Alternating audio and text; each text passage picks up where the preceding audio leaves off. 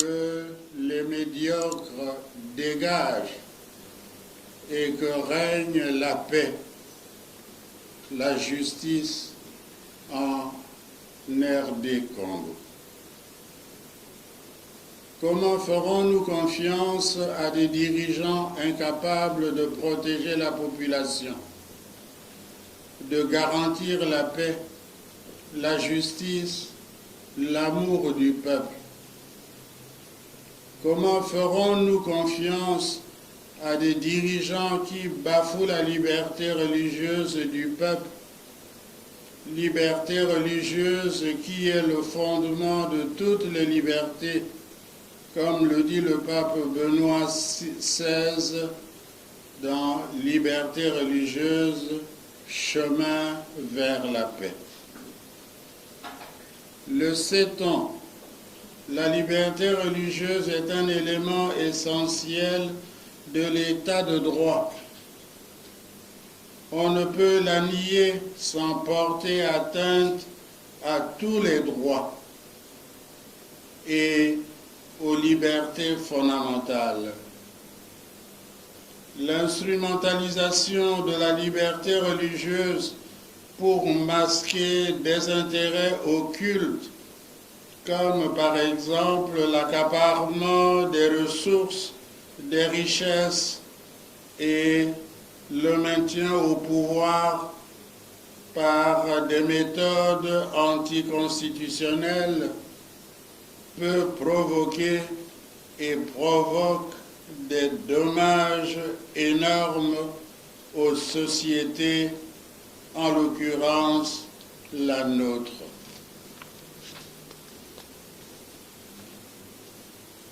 Nous voulons un Congo des valeurs et non d'antivaleurs.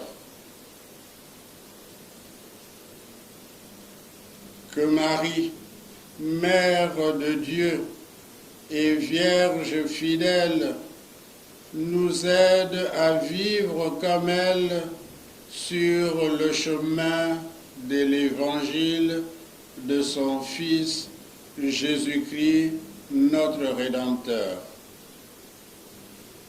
Puisse le Seigneur accorder à notre pays une paix durable dans la justice et la vérité, et à nos morts pour la liberté, le salut éternel. Fête à Kinshasa, en notre curie épiscopale, le 2e jour du mois de janvier de l'année 2018, et je vous remercie.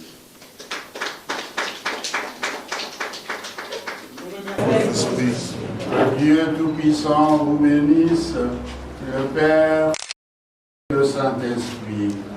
Pour personne, que le climat du pays en général et de la capitale en particulier est caractérisé par un regain de peur et d'énervement, d'incertitude, sinon de panique.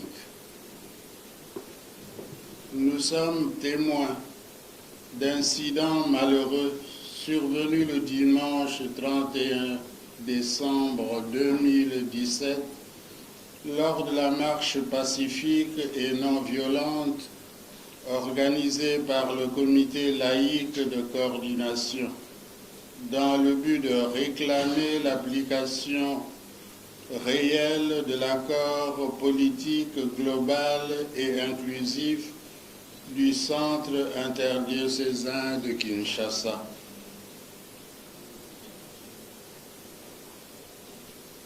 Accord violé volontairement.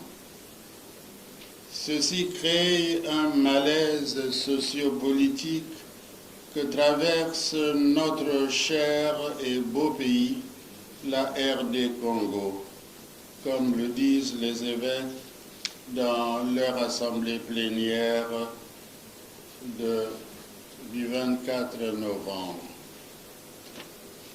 Nous ne pouvons que dénoncer, condamner et stigmatiser les agissements de nos prétendus vaillants hommes en uniforme qui traduisent malheureusement, et ni plus ni moins, la barbarie. Nous en voulons pour preuve le fait d'empêcher des fidèles chrétiens d'entrer dans les églises pour participer à la messe suivant l'ordre reçu d'une certaine hiérarchie militaire. Le jet de gaz lacrymogène pendant la célébration eucharistique dans les différentes paroisses de Kinshasa, le vol d'argent, d'appareils téléphoniques, la poursuite, la fouille systématique des personnes et de leurs biens dans l'église et dans les rues,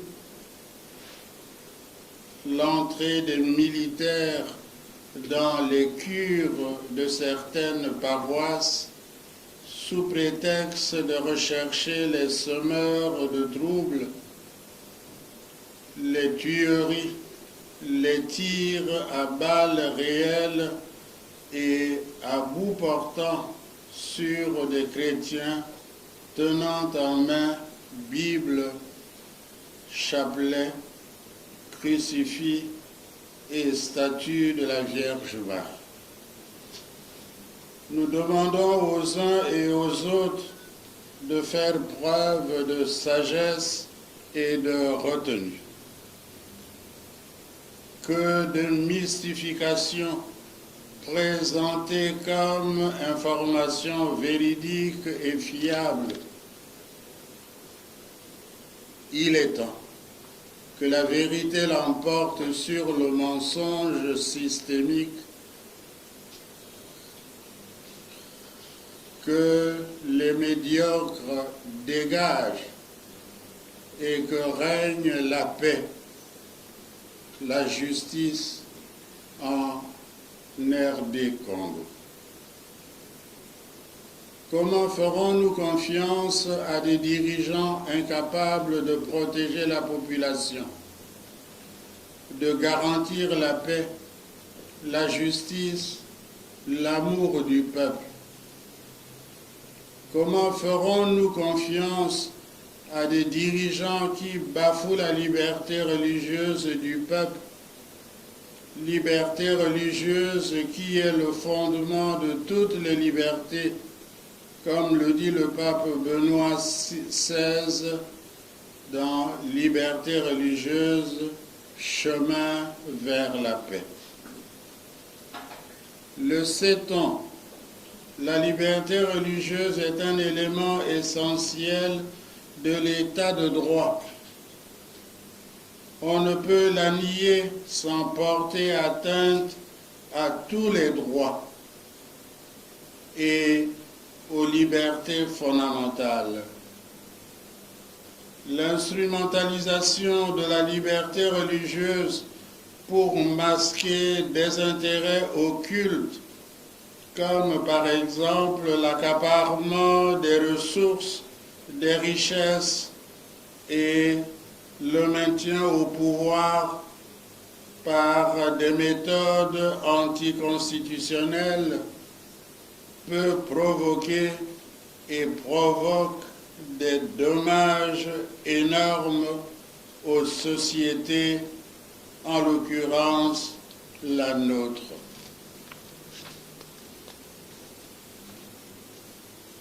Nous voulons un Congo des valeurs et non d'antivaleurs.